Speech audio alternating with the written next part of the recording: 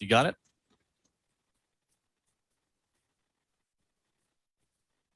Well, good evening, everyone. Welcome to another meeting of the Space Coast Progressive Alliance. I'm Phil Stasek, past president of the SCPA, and we would like to welcome you tonight to our event called Tallahassee, What They Did in Your Name. Many people in this state don't even know who their representatives are. Most of us, and up until a few years, I probably was included, didn't know the name of my state representative or my state senator, much less congressman and that sort of thing. We all kind of pay attention to what's going on up in Washington, but the things that happen in our name, in our state capital, up in Tallahassee, can have more of a direct impact on our lives than we realize. The state session, or the state legislative session, happens just a couple months of every year. They get together, our representatives get together and consider various legislation that they suppose will improve our lives. But in fact, it often interrupts people's lives. It often interrupts business, gets in the way of labor rights, of women's rights, of the environment. And most people don't even know that it's happening. And only if you're lucky enough to catch a little snippet on the news do you know what really happened in Tallahassee in your name. Because our representatives, of course, are theoretically there in our name, doing these things to us. Fortunately, we do have representatives that sometimes are very open. Sometimes we have folks that are lobbyists, sometimes volunteers, people that go up to Tallahassee that can come back and report to us. Tonight, we are really, really lucky to have two wonderful speakers who are going to be talking to us about what just happened in this year's legislative session. The first speaking tonight will be Dr. Rich Templin. He's the Director of Politics and Public Policy for the Florida AFL-CIO. Rich has been a previous speaker here at the Space Coast Progressive Alliance. He is a wonderful speaker, very well connected. He really knows what's going on in Tallahassee, and he understands why. He can put things in context. He can answer your questions. And that actually reminds me that the last part of our program tonight will be dedicated to you, our viewers, the participants here on the Zoom program, and we'll be looking for your questions near the end of the program. Our next speaker, who will be coming in at 7 o'clock, will be Eskamani. She is the Florida State House Representative of District 42. That's in Orlando and the eastern quadrant around Orlando. Anna, again, has spoken to the Space Coast Progressive Alliance before. She's just wonderful to talk to, a very informed young woman. She is absolutely an up-and-coming political leader in the state of Florida, and her insight as an actual representative working on the floor of the Florida House is very valuable. She can bring to us the perspective of somebody who's been there, has fought the fight, tried to carry legislation, and she can tell us her perspective. That, again, she'll be coming in at 7 o'clock. We've got a full night tonight. It's going to be a short night. Our normal meetings are typically 2 hours long. Tonight, we're only going to be doing 1 hour, but we will have time for our speakers. We'll have time for your Q&A, and we usually like to start our events with some words from the current president of the Space Coast Progressive Alliance, Riyad Al-Shaibi. So I'm going to hand the floor over to Riyad. Riyad, please give us the update. Thank you, Phil. Good evening, everyone.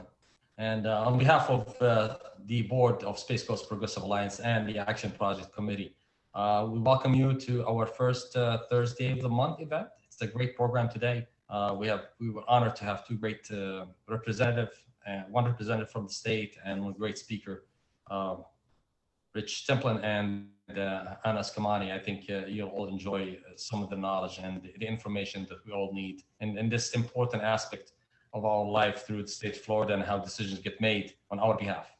And just to put things due, the Action Project Committee put a lot of efforts every month. We produce monthly events, and this month it was directed by two beautiful ladies, our Vice President, Karen Houston, and our Chair of Communication, Vicky Mpoko. They did a wonderful job to put this together. Of course, there's a lot of support from our, support groups all over in our board and the Action Project Committee. So thank you again for putting this together. And I just want to also welcome our membership. We have good attendance tonight. Of course, we have it live on Facebook. I just want to encourage everyone to be engaged, be part of any organization. We welcome you to be a member in our organization. You can join us by logging in or calling us at www.scpaflorida.com. Membership is minimal. It's $25 a year. And we have Carol with us. She can maybe just chime in on that aspect if she's available. Is she available, Carol? I know she's out of town, but it's membership is this is the way we do things. It's very minimal, 25 per person or 35 for the family. And students, it's $10. They call us, we'll sign in free. We want people to be engaged and be part of this great organization. So looking forward to the discussion today. I'm looking forward to learning a lot from our speakers. And so I'll send it back to you, Phil. Thank you so much, Rod. We appreciate that very much. We have a little window of opportunity at the beginning of every meeting where we invite folks to join us and from the community. If we have community announcements, we know we have several people who have already raised their hand who want to be recognized, and the key would be for us to be able to get a chance to speak. We're going to give folks 1 minute if you would like. You have a community announcement you'd like to make. I believe our first is Aaron Dunn, a candidate for the School Board District 2. Aaron, are you here?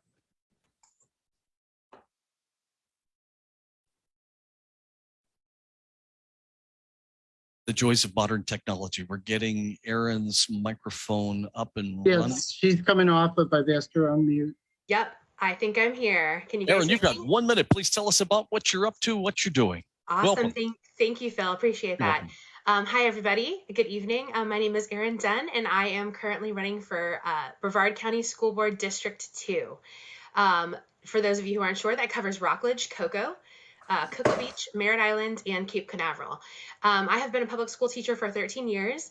And just about the end of 2021, I looked to see who was running for school board in my district. And that included 3 Republicans with very far right platforms that I think would not be beneficial to our schools. So I decided to step up in January and run for school board because I think that I have the right ideas. And here's the basis of my platform. I believe all students should feel safe in our schools and be represented in our libraries and in our school curriculum. I believe that all teachers should be treated like professionals, as well as school staff members, and paid as such. And I am looking to close the educational gaps within our schools and making sure that resources are allocated to the schools and the students who really need them. We are just getting started going door to door, gathering petitions. We have lots of need for volunteers. And so I think I saw that Daniel dropped some of our information in the chat. Thanks, Daniel.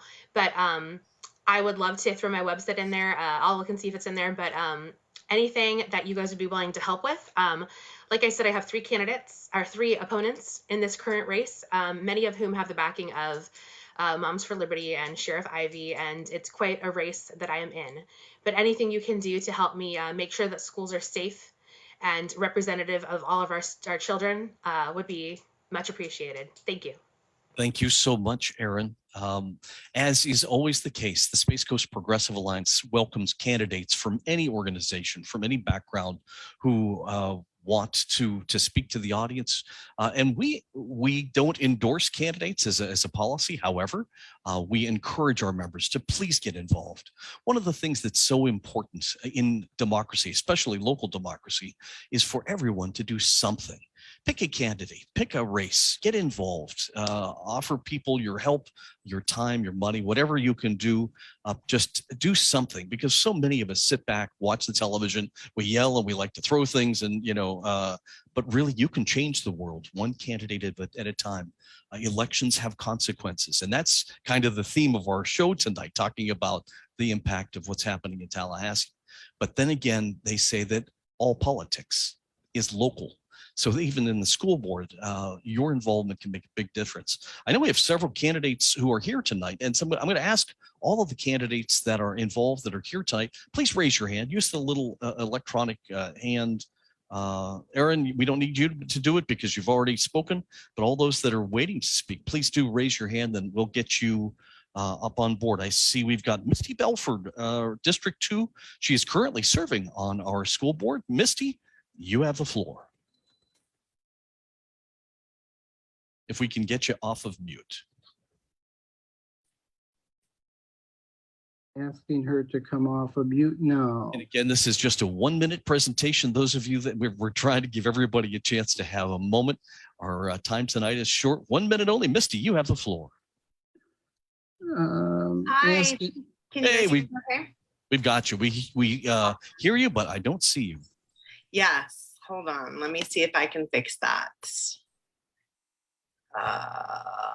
That's There we go. There Okay. she is. Can you see me now? Yes, ma'am, we've got you, and welcome aboard. You have a minute. Thanks. So yeah, as Phil mentioned, I'm currently serving the school board District 1, which is the north end of the county. I've been serving since 2014. So this will be my third election cycle and looking forward to continuing my service to the community. I think like most of the other candidates that you'll hear from this evening, we all face some challenges in the upcoming election, and it has been a difficult couple of years. I think probably no one would blame me if I were to throw in the towel at this point and walk away with all that we've been through, particularly in the past 2 or 3 years. But I remain fully committed to serving our community, our students, our teachers, our parents. And, I think the one thing that was mentioned about, getting into school board races, the reality is that schools impact our community in ways that most people don't even fathom. They impact our property values, our crime rates, our workforce, economic development, so many different things. So I encourage everybody to get as involved in school board races as they can. My website is mistybelford.com. I think most of the candidates are probably at the same place as far as their needs right now with regard to petitions. Contributions are always phenomenal. Campaigns are not cheap, but you can find all of that information on my website, and I will be happy to answer any questions that anybody has. My email address is belfordforschoolboard@gmail.com, and my phone number is 407-474-4226 if anyone would like to reach out. Thank you so much, Misty. Thank you for your service. And one of the things that you didn't mention is that something that we never thought about is that our school board members may determine the health of our children. It is something that seemed to be kind of off of everybody's radar, but the past couple of years have proven that to be true. Again, we would like to remind everybody that if you are on Zoom, you can look in the chat and see the links to all of these candidates so that you can copy them or just directly go to them right now if you want to. Our next person who had her hand up was Kimberly Huff, running for District 5. Kimberly, if you are off mute, you have the floor. 1 minute. Hello, again to some people here on Space Coast Progressive Alliance. I'm Kim Huff. I share many of the same philosophies as Aaron. I believe that we need a strong public education system to support our community. Our children are the most important aspect of most of our lives if we have children or grandchildren, and for some people, but I am really dedicated to protecting our public education from all of these political attacks that we're seeing from the state level and local level. And I am a founding member of Families for Safe Schools, and that's how I got very involved in what was happening in our school board meetings and system, and realize that we need to stand up and do something and save our public education system, really.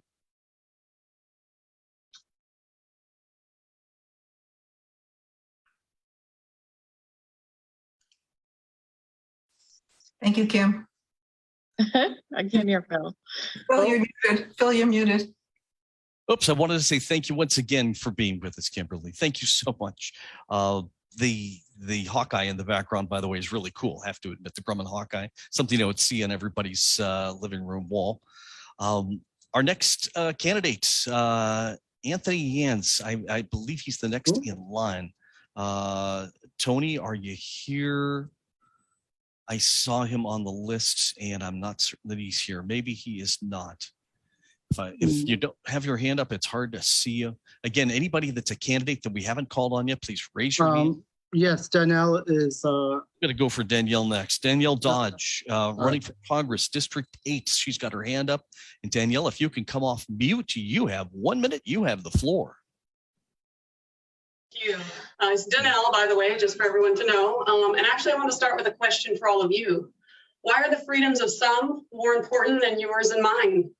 The freedom to be safe, have health care, affordable shelter, to live how you want, and to love who you want. Enough is enough.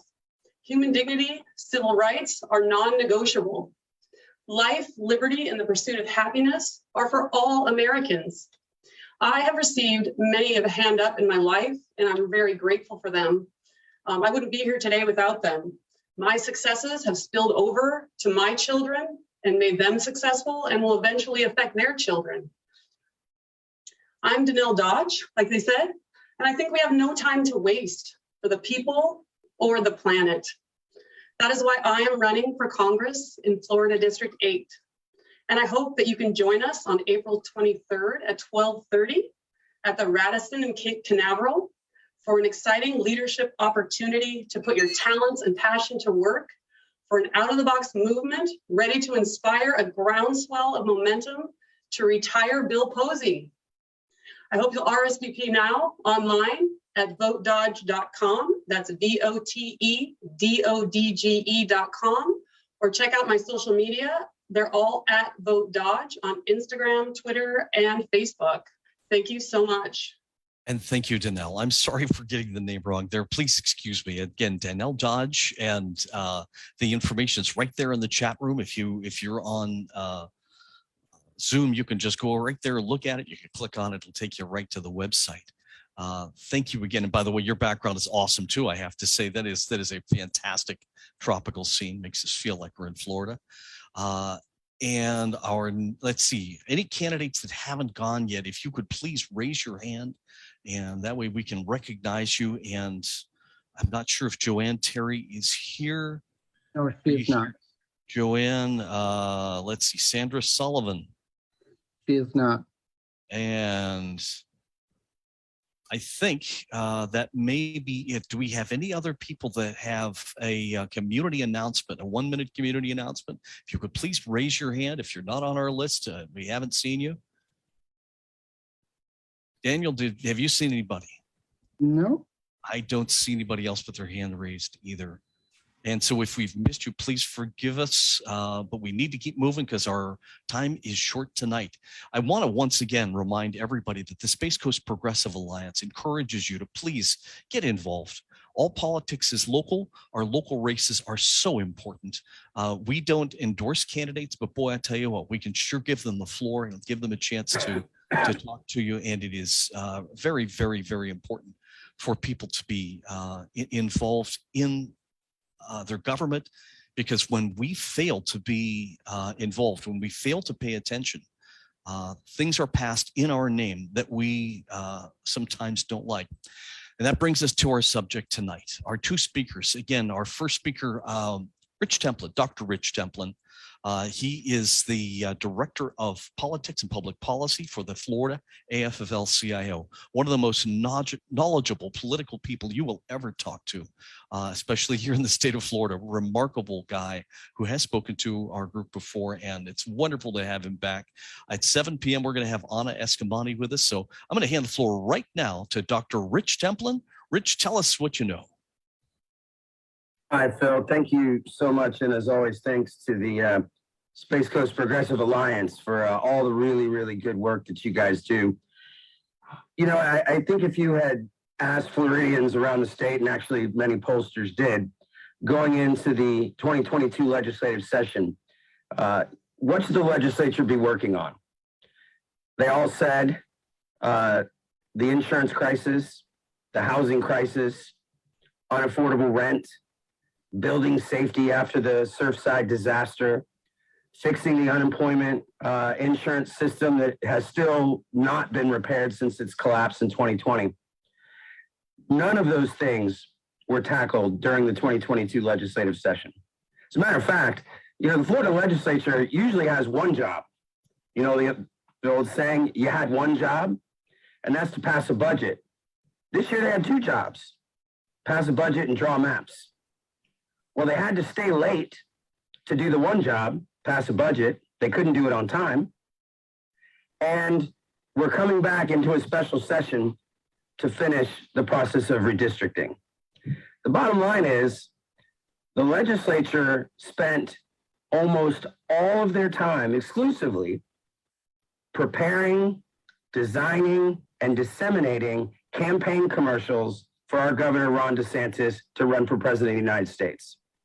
The entire legislative process was hijacked by the political ambitions of one guy in the state of Florida, and that's Ron DeSantis. Now, everybody's well aware of what those campaign commercials were. We don't like gay people. We want to beat up on trans kids. We don't want people to talk and learn about racism. We don't want kids to read books or have materials in their library that some might find offensive. That's what the legislature worked on. But there are so many, and I will defer to my good friend and great comrade Anna to talk about some of those. But there's a lot of things that they did do under the cover of those giant culture war issues that were so important. But behind the veneer of that, there was a lot of other things happening. Preemptions. We've all seen over the years, more and more big business and special interests are realizing that they can't win at the local level. Phil said all politics is local, and he's right. When businesses go head to head with working families and average people at the local level, they lose. So special interests have learned, well, we'll just go to Tallahassee. Tallahassee is a one-stop shop for anything we want, because in Tallahassee, it's lobbyist power, the power of campaign contributions, whereas the local level, it's the power of the people. And so over the years, we've seen more and more and more preempted to the state. Well, this session, they hit upon a really interesting idea. Let's pass what they called a preemption to end all preemptions. And that was their argument. If we pass these bills, we won't have to do any more preemption bills because we won't need to. And what they wanted to do is they wanted to set up two new causes of action in the court system. The first is if a single business owner, only business owners are afforded this right, if a business owner can point to an ordinance that is passed by a local government that costs them 15% more or more of their profits, they now have a cause to sue. They can sue the local government. There are exorbitant attorney's fees included in the statute, and it is the taxpayers who will pay for the cost of that lawsuit. Now, they came up with another package. This one says that any business owner that businesses must put, local governments must put all this information about ordinances they're considering on a website. But if if an ordinance is passed, if there's a single business owner, again, only a business owner, regular people are not included. If a single business owner objects to that ordinance, that business owner can pay $500, go down to the courthouse, file suit, and that ordinance is vetoed. It cannot take effect because one guy doesn't like it. The entirety of the community could have urged their local government to pass it. But if that one business guy doesn't like it, he can veto it. Now, the first package, the 15% profit loss, that passed. It is still being considered by the governor. The second package, the individual business owner veto, fortunately, we were able to beat that back. We also saw preemptions of living wage ordinances. Years ago, they preempted wages to the state. so that no individual local government could pass a required minimum wage higher than what's in the state constitution or in federal law. When that passed, we worked out a compromise, and I know because I helped write the compromise. When that passed, there was a compromise enacted that said it doesn't count if it's local money. If it's taxpayer dollars, it doesn't count. So what that means is that local governments can require higher wages, not only for their employees, but also the employees of the contractors and subcontractors that they do business with. So for example, Miami-Dade International Airport has lots of contractors who make that airport work. All of those airport workers are guaranteed a higher wage. That's a good economic development principle, and it helps keep the workforce at home, because as the cost of living goes up and up and up in Miami-Dade, these workers need to earn more just to live there. Senator Joe Gruters, chair of the Republican Party of Florida, tried to preempt those ordinances. Now, this would have meant a pay cut, an immediate pay cut for tens of thousands of workers across the state. Are they fixing insurance? Are they fixing affordable housing? Are they doing anything about Surfside? Are they doing anything about our environment? No, they literally were spending their time trying to cut the paychecks of tens of thousands of workers in the state. Consider some of the things they did to our university system. You know, for 7 out of the past 8 years, they introduced legislation to make the hiring process for our college and university presidents secret, to take it out of the sunshine. We beat that bill every single year. This year, that legislation passed, but that was only the beginning.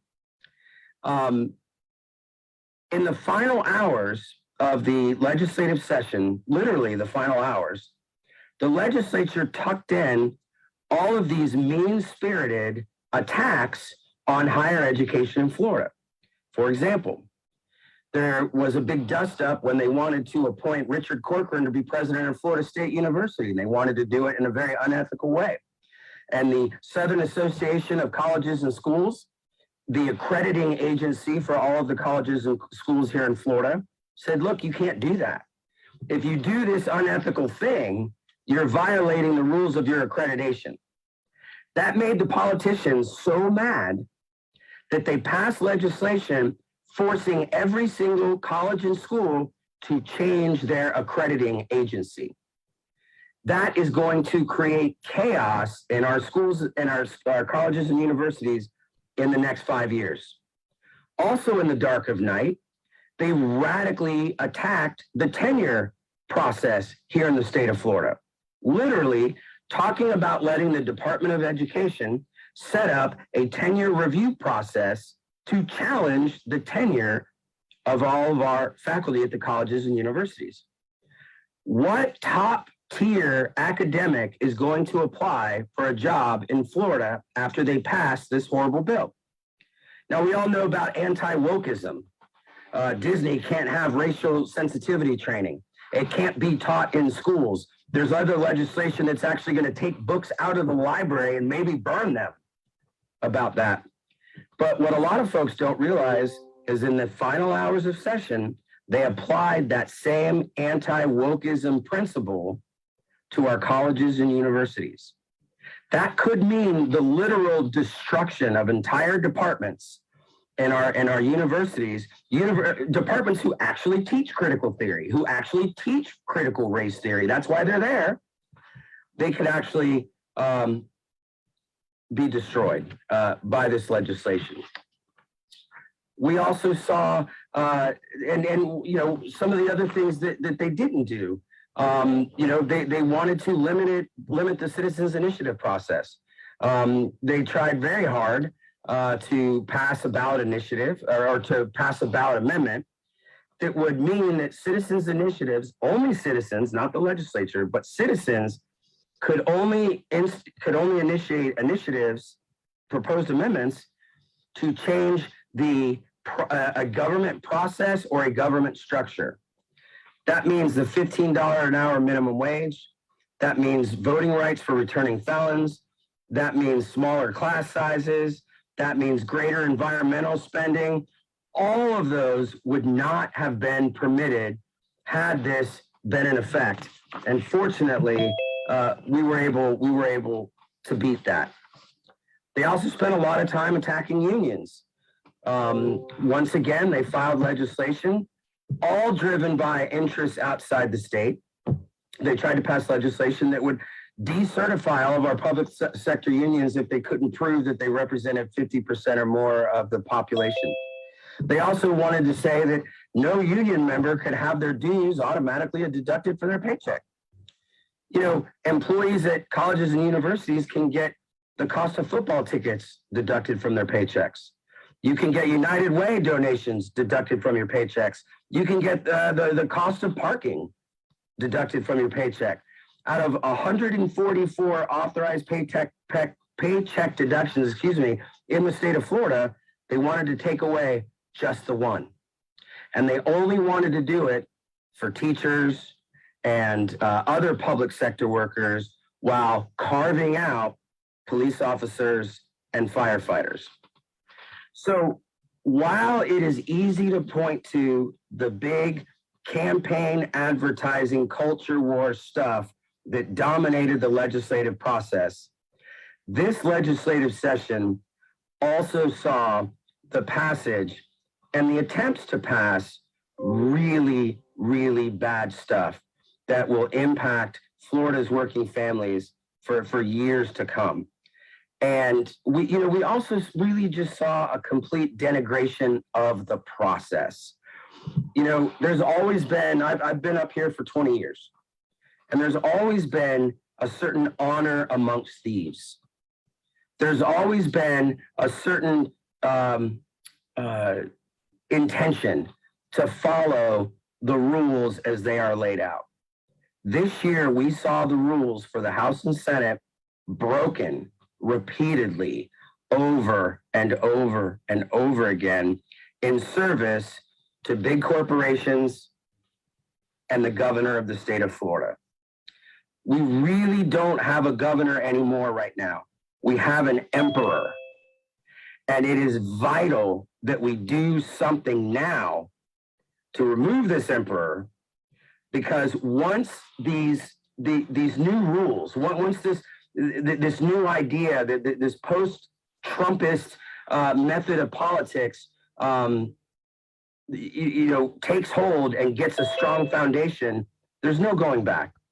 I spoke with a candidate running for governor not too long ago, and he has a unique perspective because he was a Republican governor of the state of Florida. And he said to me something I found really interesting. He said, no matter if you were a Republican or a Democrat, it used to be that you were nice to people. It used to be that you won elections by telling people what you were going to do for them, whether you were going to do it or not. It used to be that you tried to show that how you would take care of people. And he said, what I really don't understand and what confuses me about this election that I find myself in is that I have an opponent, or I may have an opponent if he wins the primary. I may have an opponent who believes that the way to get elected is to be meaner than anybody else, is to hurt more people than anybody else, is to insult more people than anybody else. And that's really the question for our times, right? If this works, if Governor DeSantis is reelected, look, there are legislators that are really good people in the legislature, Republicans and Democrats. And there are so many Republicans that held their nose over so much of what happened over this last legislative session. I don't forgive them for that, but I want to acknowledge that to everybody listening. What happens when that fear, when that seemingly that perception of inability to stand up to what's wrong, what happens if that becomes normalized and permanent?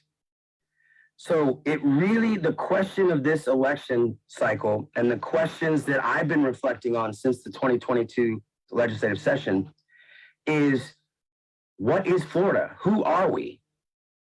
And I think that over the next few months, we're going to see played out in real time on the big screen who we are as a people.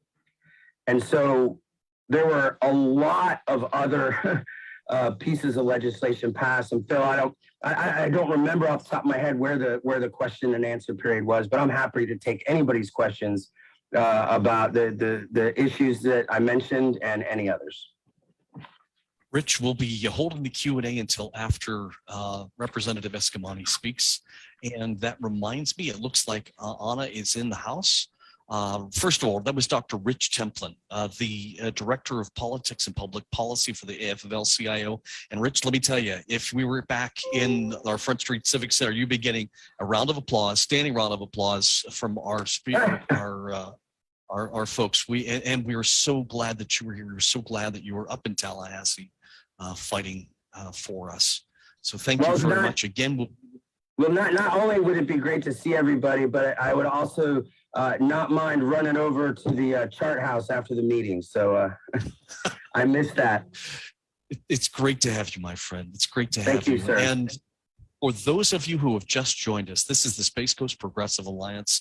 Our event tonight is called Tallahassee, What They Did in Your Name. Our goal tonight is essentially education, to give everybody that doesn't know the answers, that doesn't know what happened in Tallahassee during this legislative session, an insight into what happened and maybe a little bit of an idea of what you can do. We've already had some candidates for local office speak. And again, we encourage everyone, please find out who's running for the local offices in your area, running for Congress, running for the school board. Get involved. Do something. If you can't give them your time, give them a couple bucks. Get involved in some way, because if we aren't involved in our local government, it will fail. It's how people like Vladimir Putin rise to power. It's how Ron DeSantis has risen to power. We are so lucky to have a wonderful representative, a Florida representative, Anna Eskamani. She is the representative for District 42 in Orlando and in the eastern quadrant of Central Florida.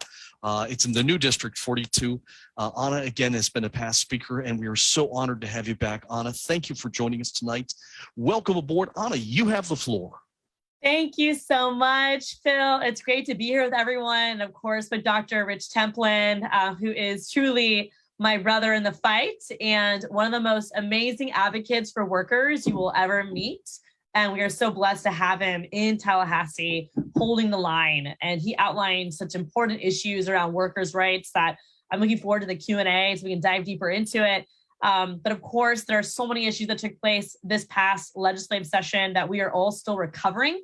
And we are all in the veto phase, right? Because day by day, bills are getting delivered to Governor Ron DeSantis' desk.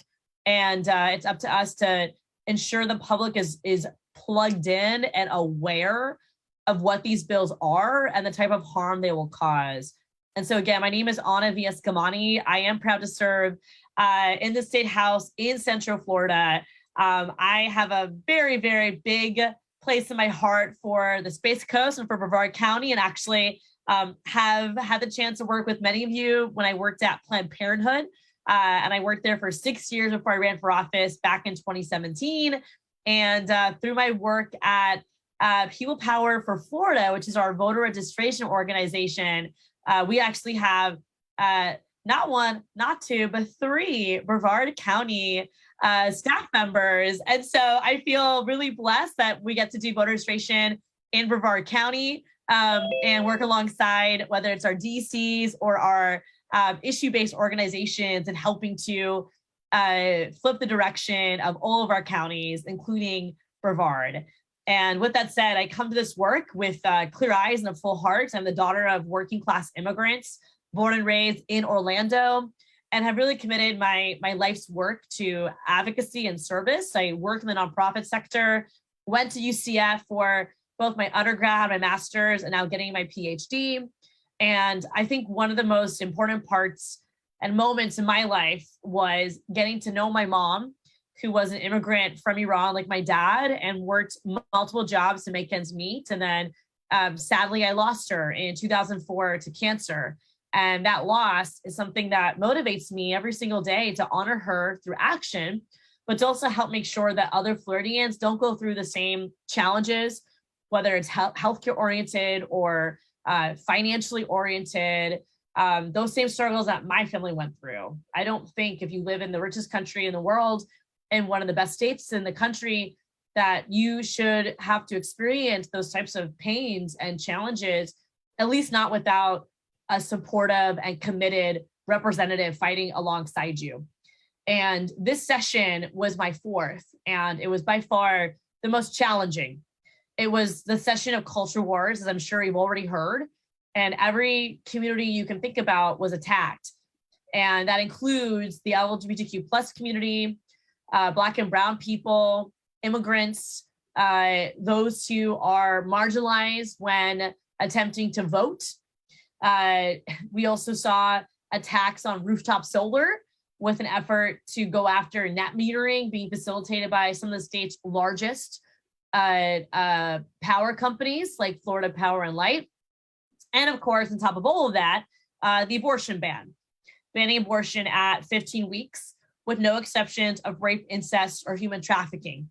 And I'm not sure if folks know this, but 2022 in Florida will actually see 2 separate abortion restrictions as we prepare for a decision from the Supreme Court of the United States this summer on the Mississippi 15-week abortion ban. A 2015 law in Florida called 24-hour mandatory delay. And this is a law that forces someone who is seeking to end a pregnancy to go into a medical facility, wait, and then come back after meeting with a doctor at least 24 hours later. So it's basically designed to create more financial barriers for someone, because if you're going to delay their procedure, that means they might have to take more time off work, find additional childcare, pay for the gas, find the transportation. And it's not in the best interest of a patient to do that. It's purely politically motivated, and it's going to make it much harder, especially for low wealth people, to access this constitutional right and to express bodily autonomy. Like I said, this was a 2015 law that then Governor, now Senator Rick Scott, signed into law, and it's been litigated for 7 years. But 2 weeks ago, an appellate judge indicated that she will be siding with the state of Florida and allowing this 2015 law to go back into place. So any day now, Florida will be a 24-hour mandatory delay state with a 15-week abortion ban. And of course, we expect litigation on that abortion ban, much like on the Don't Say Gay bill, has already been lawsuit filed. And we did have a recent legal victory on the voter suppression bill from last session, with Judge Walker, a federal judge, declaring parts of that law to be unconstitutional. And he wrote in his in his ruling, that it's not a coincidence that Florida legislators continuously pass policies to attack Black African-American voters. So I share all of that because we have a lot of reasons to fight, and they can feel incredibly demoralizing. Trust me, that's the case for me when I'm in Tallahassee, is I know I'm going to battle and I know I'm not going to win that fight, but it doesn't mean we're going to lose the war. We have to keep focused. We have so much more work to do when it comes to amplifying the needs of everyday people, addressing the affordable housing crisis. And like Rich said, we had some wins. We stopped a union busing bill. This is not the first time they've tried to pass this bill. And once more, we stopped it. We also stopped a bill that was going after wages of public employees. They're trying to eliminate living wage ordinances with government contracts, and we stopped that bill from passing as well. We were also successful in passing a 1-year tax break on children's diapers, which was one of my priority issues. And so starting July 1st, you will see a year tax break on children's diapers. And it's important for folks to know that Democrats got that done, so that Democrats get the attention for it, not getting co-opted by Republicans who do not champion that issue throughout the legislative session. And I also want to amplify, of course, our efforts in stopping more corporate tax giveaways. Rich mentioned just the influence of corporations from a tax perspective, from an economic perspective. And I serve as the ranking member in the Ways and Means Committee, which is all about taxes. So I do a lot of work in corporate tax accountability and calling out the bills that are designed to give specific money back and away to corporations for no reason, no evidence-based reason, just because they have lobbyists and they want to get some sort of special perk. And despite the efforts by the Florida Chamber and AIF and others to secure what would have been upwards of a $3 billion tax break over several years, we stopped that from happening. And that was only due to our advocacy, our efforts to raise alarm bells on this issue. And so it definitely proves that your work matters, your voice matters. But obviously we have to translate what took place during legislative session to everyday political engagement. We need folks to know how Tallahassee did not fix the affordable housing crisis. Tallahassee did not address the rising cost of property insurance. Tallahassee did nothing for condo safety, which, by the way, condo safety regulations can help reduce property insurance rates. All these are tied together. And it's Democrats who are pushing back, who are not only having to play defense as different communities are targeted, but are also being offensive in providing a much more prosperous vision for a future in Florida. And so with that, I'll step back and see what questions folks have alongside Rich. But just want to say thank you so much for having me. This is such an impactful space, and we cannot do this work without you. So thanks for your amazing advocacy and leadership, and to all my Brevard County friends. I admire you so much, and really grateful that I get to do this work with you. Thank you so much, Anna. And I'm telling you that if we were in a live venue right now, you'd be getting a standing ovation. Just as I told Rich, both of you guys are superheroes, and you are surrounded by love. Well, I don't know if you can feel it coming through the Zoom and our Facebook Live friends, but we are just also honored to have you. And it's great to see that you guys both survived this session. This was a bloody session. This was really, really ugly. Those of us watching from afar, making phone calls, trying to contact our legislators. Many of my own representatives just didn't want to talk. You get a busy signal, leave a message, leave a message, leave a message, leave a message, and a lot of our representatives don't want to have town hall meetings. Specifically, our congressman, that's a different subject, but certainly we're so glad that you were there, and thank you for reporting back from Tallahassee. I would love to see hands raised for people that are interested in asking questions of either of our wonderful speakers. Please, here in the Zoom function, there's a little thing below that says reactions. It depends on whether you're on an iPhone or whether you're on an iPad or what other tablet or computer you've got. Look for the little button that says reactions and raise your hand, and we'll call on you in order. I would like to remind everybody that our event next month, the month of May, on the first Thursday, the 5th of May, will be called Ukraine, the fight for democracy at home and abroad. Obviously, we're talking about democracy here in our own country. And we've all been watching what's happening as Russia has been attacking and has invaded Ukraine. The story is amazing. We've got two wonderful speakers.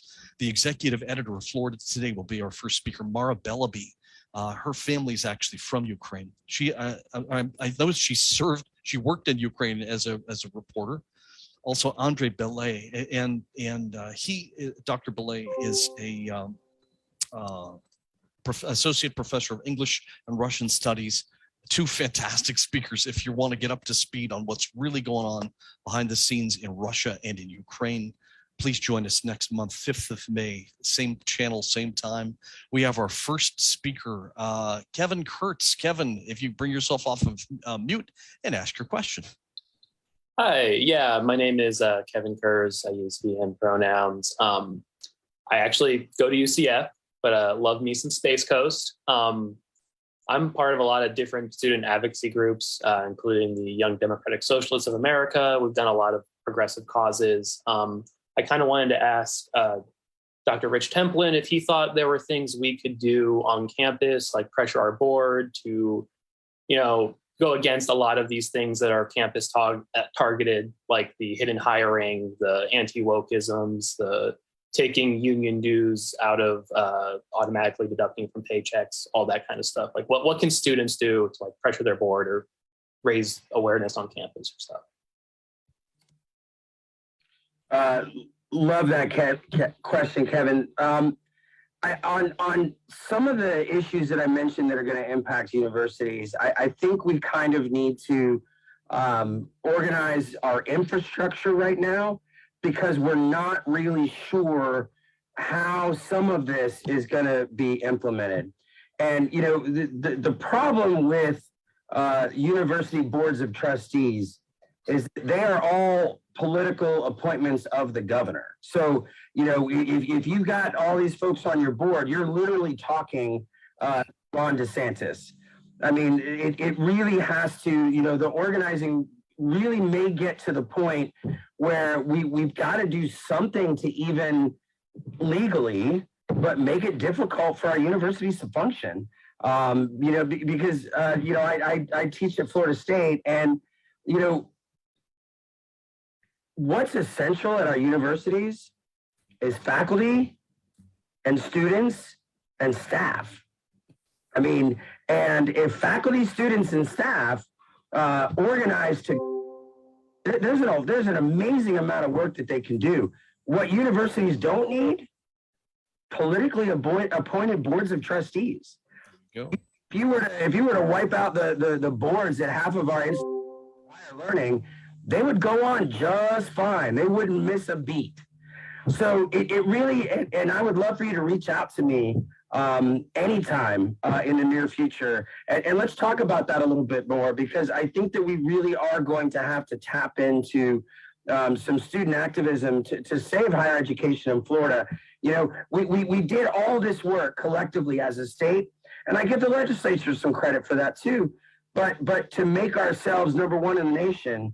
And ever since then, and it's so petty, it's people like Representative Randy Fine and some of these others who are threatened by professors. They are threatened by higher learning.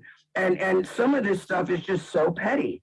I mean, we're going to lose the entire accreditation system in the state of Florida because a handful of politicians got mad that an accrediting agency wouldn't rubber stamp the of the most anti-public education person in the country to university.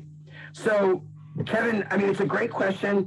Build your infrastructure. Make sure that the organizations are in place, the relationships are in place, because I really think in the very near future, we're going to have need for some real student organizing. That's a great question.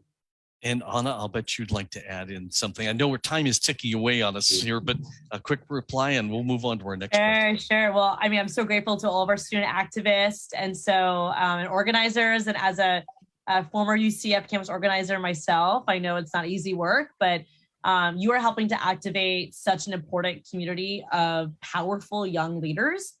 And I want to echo Dr. Templin's points, but also just add that I've been frustrated by what I see to be a lack of coordination, you know, between universities to fight back, because the legislature is using money as a tool of control, and you see that, you know, when universities are quiet, they get rewarded with extra funding, right? And if they're penalized for some reason, then they get targeted, right? And it creates this culture of silence where administrators feel like they can't really speak up because they don't want to risk their funding. And it's a very, very difficult place for universities to be in. But I do think that if it was every university and every college together, then you're going to be able to push back, right? But that coordination isn't happening. So I do wonder, to Dr. Templin's point, the infrastructure within the university, but also even between universities and colleges, right? To kind of think about what is that one ask that students can make collectively of their institutions. At the same time, I don't know if we already spoke about this, but HB 7 as an example. So HB 7, this is the basically anti-education bill, right? It goes after conversations on race and history and tries to erase them in the K-12 environment, but also in the business sector with any type of diversity and inclusion trainings. There was a last minute amendment on the education conforming bill that expanded this to higher ed. And so like it was already said, I mean, this is not only watering down the separation of government between the three branches, but it's a power grab. And we have to do everything we can to, of course, organize on the ground, but try to organize between different institutions and have a consistent ask of administrators. And I do think, turning out the vote, right? Students are going to have such an important role to play in this election cycle, and we just have to make sure that folks realize what's at stake. So if I could just add one very example, the Karl Marx reading room in the library at the University of Florida, I studied in that room.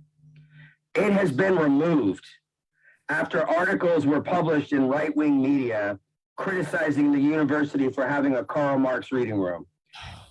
That tells us what is in the future for higher education in Florida.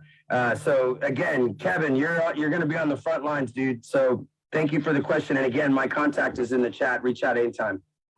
Short-sighted, small-minded opponents. It's a challenge for all of us.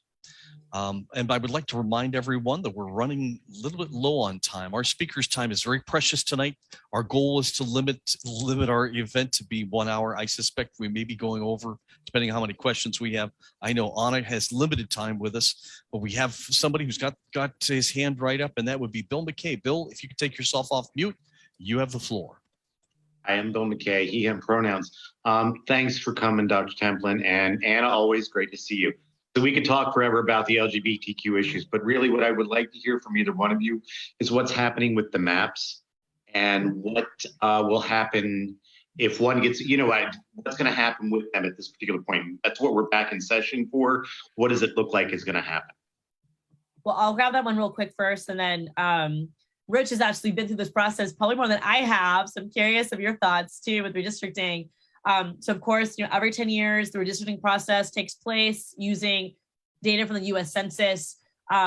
We have already finalized the state House and state Senate maps, and they were approved by our state Supreme Court. Unless there's litigation that challenges the legislative maps, those are ready, right? Like those are the seats, and you see a lot of lawmakers going to their correct seats because all the numbers have changed and so forth. But the congressional maps, the governor vetoed them. And remember, please, the governor does not have the power to veto the state maps. I'm sure he would have if he could, but the state maps go to the state Supreme Court, congressional maps go to him.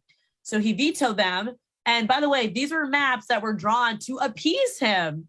They were totally redrawn. There were maps drawn to fit fair districts. Governor didn't like it. So the maps that ended up getting passed, I voted no on them. But the ones that my colleagues passed were two maps. They passed a map for the governor, and they also attached another map in case that one didn't work out by the court standards. And so when the governor vetoed, he vetoed maps that were drawn to please him, but they weren't good enough for him because he wants to completely eliminate 2 minority access seats, essentially eliminate what would be Black access seats. And so we're going back to Tallahassee on April 18th that week for another special session, this time on basically drawing maps to please the governor. And it's really sad and pathetic, honestly, because there could have been an effort to override his veto, but instead of challenging, this governor, all the Republicans are just getting in line and basically appeasing him however they can. And so we are going to see maps drawn that are going to be against the state constitution. And that's intentional because the governor wants a lawsuit to basically try to eliminate the fair district amendments that Florida voters approved only 10 years ago and approved overwhelmingly 10 years ago. And so that's the lay of the land. And of course, we are seeing different concerns be expressed, especially by supervisor of election officials, because they got to print these ballots out. And these type of delays are also making it hard for voters to be informed and know who is representing them. And I'll toss it to Rich if you have more commentary to add. Just real quickly, we're headed towards a constitutional crisis in the state of Florida. The governor's office and his supporters in the House acknowledged on the floor of the House, Representative Eskamani was there, that the governor had a novel legal theory. And that is why forward a primary map and a backup map. There is no constitutionality to his claims under fair districts. So what we're going to find out if Florida's Supreme Court is truly an independent branch of government or if it is just politicians in black robes who answer to the governor. We'll see. That's pretty powerful. There's actually federal concerns too. So even if it's resolved in the state, the feds are going to have to weigh in at some point. It could be a very long, messy problem. And again, I was part of the redistricting process 10 years ago when the maps weren't thrown out by the courts because of the recently enacted Fair Districts amendments.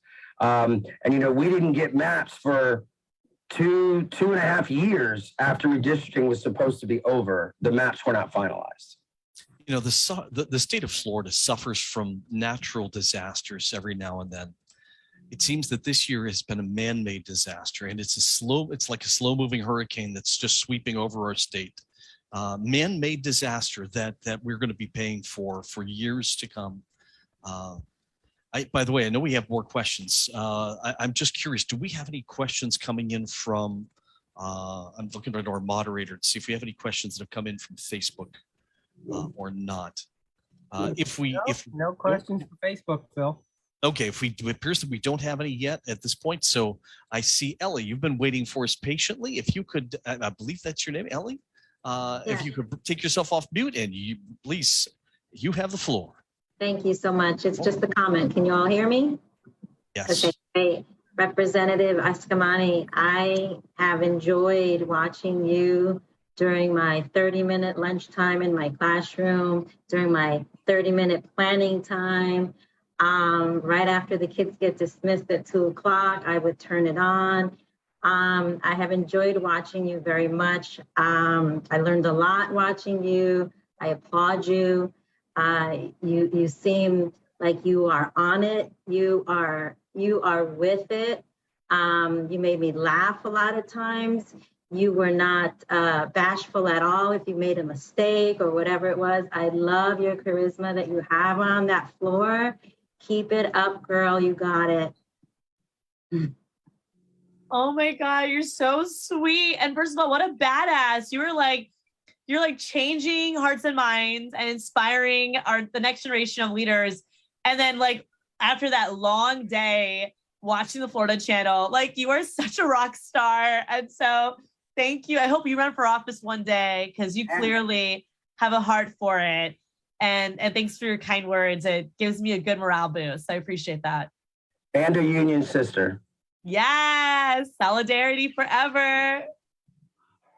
I'll tell you what, the room is full of a lot of Anna Eskamani fans. There are a lot of us who are pulling for you. And anyway, we do have, I see another question from, actually, before I take it, I should ask, our time is now formally up. So either Anna or Rich, if you need to go, you are welcome to go. You've honored your commitment to us, but I think we have one question left. Are you able to stay with us to handle, it looks like one more question.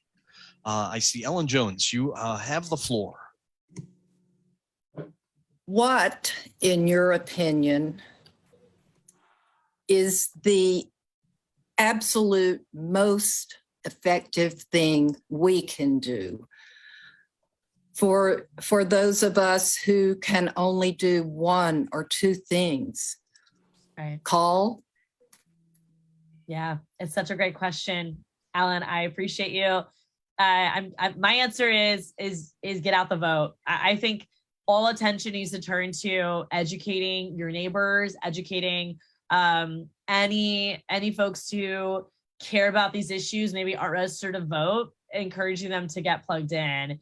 And I do think a part of it is leading with our values, because candidly, especially when you're in red areas like Brevard County is today, it's hard, right? Like you can't just go to a grocery store and crowd canvas because you might get some hostile folks, right?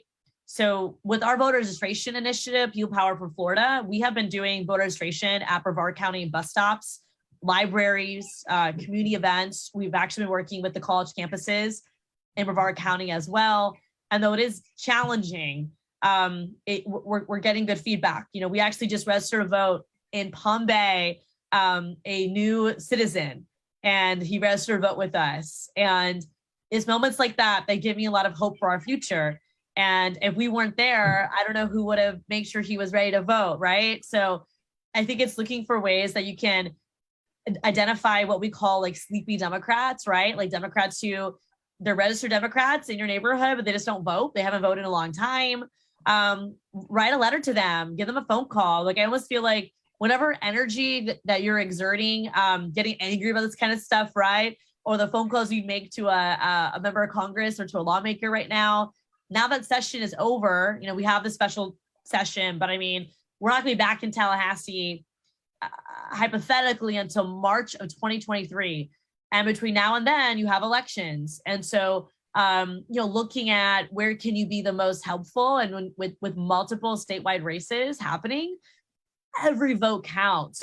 So we want to be able to demonstrate gains, even in these more challenging counties. We want to show gains. And so trying to identify those sleepy Dems, identify NPA voters who care about the environment, who care about reproductive rights, who care about issues of equality, who care about labor and workers' rights. I mean, I would even look at, how did Brevard do with the $15 minimum wage amendment, and look at, some of that data, because that might also shine a light on, where are Brevardians on some of these economic issues, because the economic issues, they transcend partisanship. But if we don't talk about them enough, we focus a lot on social issues, but I do think the economics are tied to social inequities. And so to try to champion corporate accountability and amplify these issues for everyday folks, and hopefully connect with them on our values, and then we can bring them on the same page with issues. Rich, would you have anything you'd like to add to that? No, everything Rep. Eskamani said is correct. And I'm going to point out Karen Houston, who's on this call. I mean, you need to vote, but you need to influence 20 or 30 people to vote as well. And in order to get those 20 or 30 extra people to vote with you, I want to refer you to Karen Houston, because we will have the program to help you do that. We will have the data. We'll have exactly what you need to do.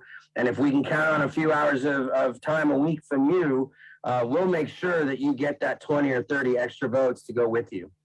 And if I could take a quick point of personal privilege, Phil. Sure, you sure? Marie Perry, I see Gail Marie Perry on this Zoom, and Gail Marie was a member of our lobby team for a long time. She was here when I first got hired on, and she taught me a lot. And I just wanted to say hi, Gail. I haven't seen you in so long. Thank you. I'll tell you what, it's a small CWA in the house, Communication Workers of America. Yeah.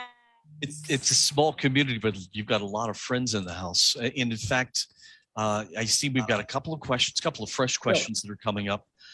One of the things that if you both still have a moment, we have a candidate, or we always like to give a candidate at least a minute to rise. And this candidate had requested time at the beginning of our event. Would you mind if I just took a minute to give a candidate the floor? I'll tell you what, I know that Anthony Yance, he's running for Florida House. Anthony, are you here? Would you like to take a minute to address our group? Yeah, I'm here. Can you guys hear me? We can hear you. You look great. Great, thank you. Yeah, it's a lot of light. No, I'm really excited about this program. I'm really excited about the people that are involved. And I am super excited about the opportunity to help create and create a lot of momentum and change here in Brevard County. So, and I've been writing everything down that I possibly can from Anna and Dr. Rich Templin. And I'm excited to keep moving forward. Anthony, thank you for running. I tell you what, it takes a lot of courage. It takes a lot of time. It takes a lot of money and effort to run for office. And this is your opponent is whom? Randy Fine. And I tell you what, we are all standing with you. I mean, we would like to, again, the Space Coast Progressive Alliance doesn't endorse candidates, but boy, I tell you what, we encourage our members to please get involved, pick a candidate, pick a race, get involved, do something. If it just means throwing a couple bucks to help a candidate, we've already had a whole slew of candidates speak to us tonight. We've heard about the implications of having the wrong people sitting in Tallahassee who do not represent the interests of the majority of the citizens of this state. And if you don't get involved, and if we don't have good candidates, all I can tell you is just look at what happened in this session of our legislature. Let me ask very quickly, Anna and Rich, if I could ask the two of you, we always ask our visitors if you could give us an action item, something for our audience to do when they leave this event. You know, we always encourage people, if they just go home and think that they've heard this and they don't tell anybody, then we've failed. So I'm going to ask each of you, if you could please give us just a quick action item. What could somebody do very quickly to make a difference? Anna, would you like to go first? Yeah, I can. Well, I kind of already mentioned it, but volunteer. And if you can't volunteer, then make a small donation to a candidate or to a cause that you care about, because I do think that goes a long way. Every minute I'm working, and I see a lot of my Planned Parenthood folks in the chat too, and in the Zoom. I see Vicky and a few others. And folks know that, I've been in this work for a decade and a half now on some of the most contentious and difficult subjects that we will ever debate and discuss. But it's incredibly worth it. And I do it because I know that it's more than just, words in a bill. We're talking about the lives of everyday people, the lives of people that I care about, the lives of our future Floridians. And so though it might feel like a small act to do, to give $10 to a candidate you believe in, or to go to Tallahassee, with your union, or in the case of the campaign season, helping do voter registration outside a library for 2 hours, once a month or once every 2 weeks. It might feel small, but it actually does make a really big difference. And that's what's going to take. I did not flip my seat by just putting my name on the ballot. We knocked on 40,000 doors, and we knocked on 30,000 doors my second campaign. And now I'm back knocking on doors every weekend. And so if you're not doing something that's on the ground, whether it's making phone calls or crowd canvassing voter reg or knocking on doors or even postcards, if you're not doing one of these actions, then try to find a way to do it. And peoplepowerforflorida.com is my website for my voter reg work. And we have so many ways to help from home. We do phone banking now every Thursday for vote by mail renewal. And we do postcards for voter reactivation. And then, like I said, we also do events in Brevard County for crowd canvassing. And so, come join us. We have lots of ways to get plugged in at folks for every ability. And that's what I would definitely recommend if folks are looking for ways to help. Thank you, Anna. And again, we always like to refer to everybody that's in this Zoom to go to the chat, take a look through the chat. You can see there are links to Anna's website, to all the candidates we've had so far. They have links to their campaigns. You can take a quick look at each of those. Dr. Templin, you have an action item for us. Yes, absolutely. Along the same lines of what Rep. Eskamani was sharing, I would ask everybody to contact Karen Houston with the Space Coast Central Labor Council. We are going to have a robust statewide program to get out the vote and to vote for those candidates who support working families. And there in your community, Karen is a great contact.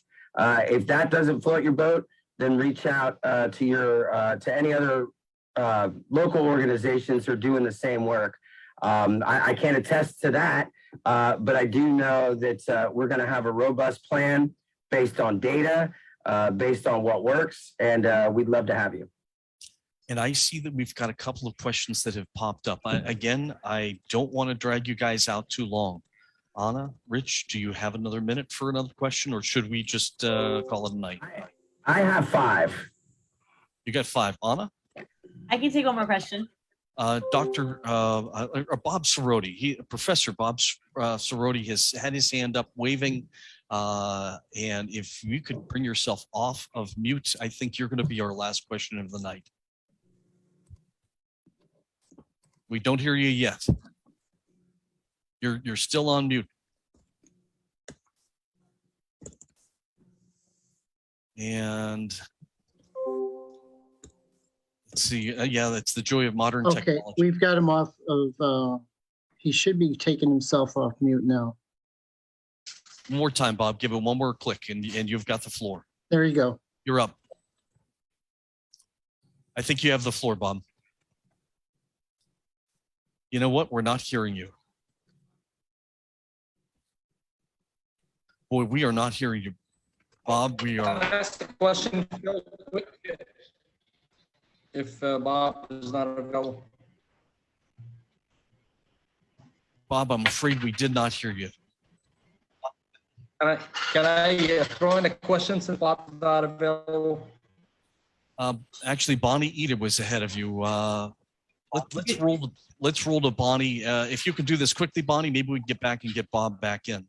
Okay, mine was pretty quick. And in today's Florida Today, it mentioned that anti-teaching woke legislation, that it applies to workers as well as students.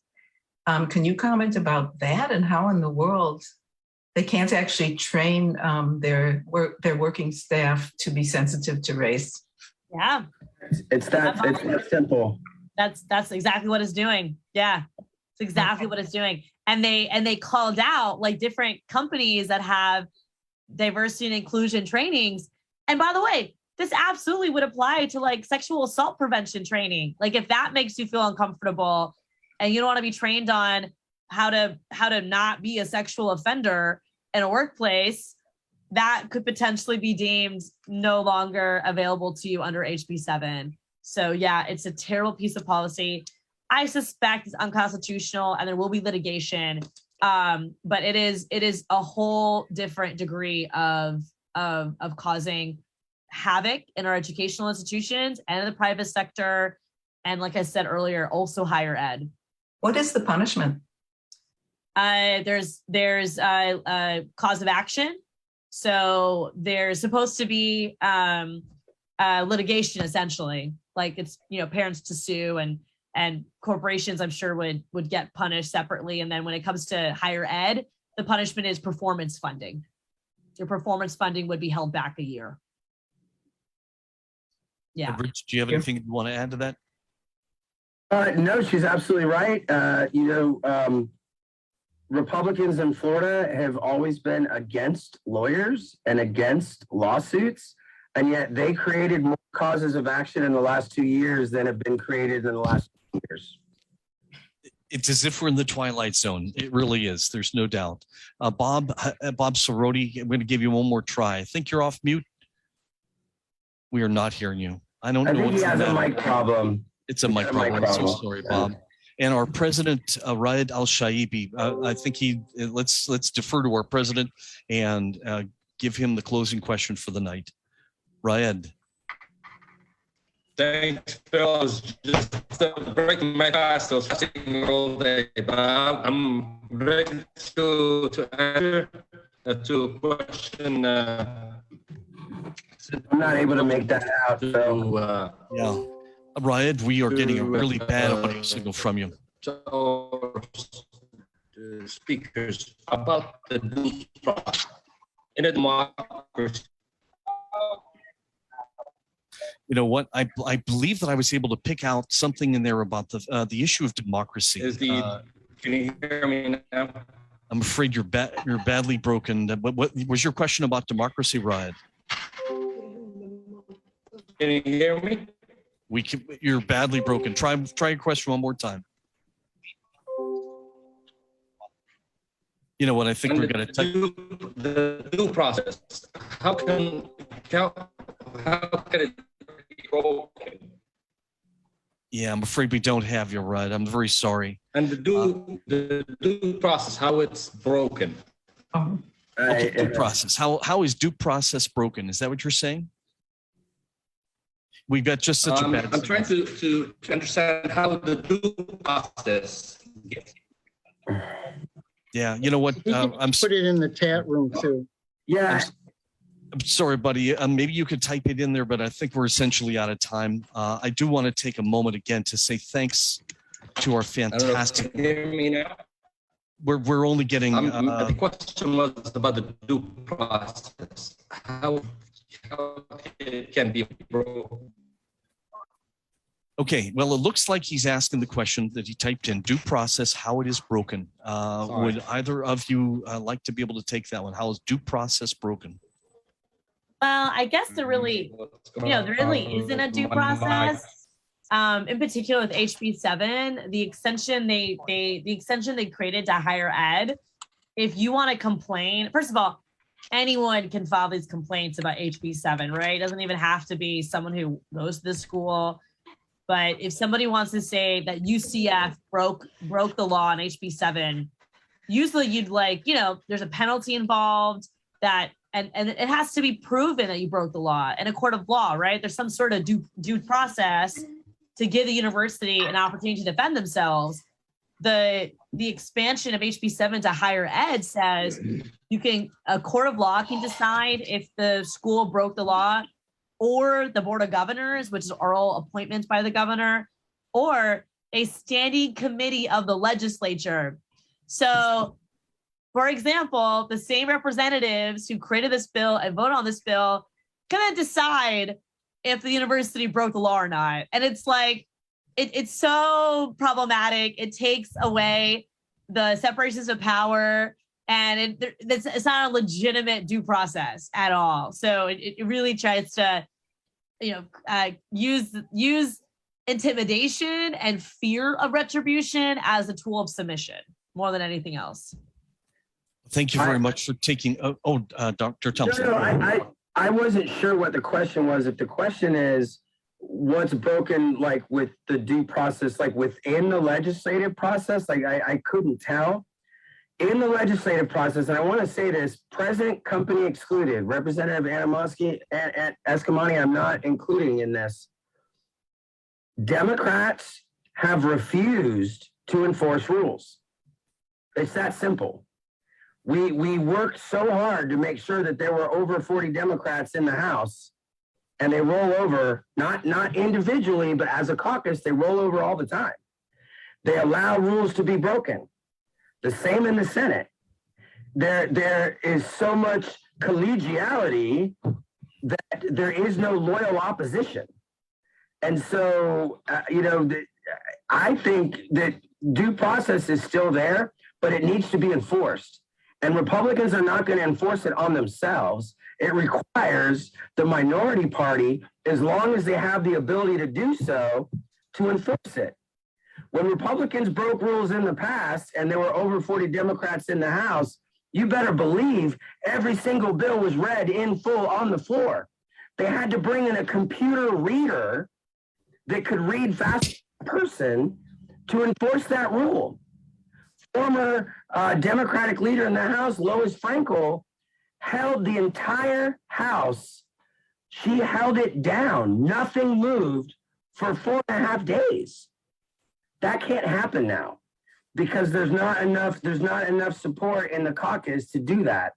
And so again, present company excluded.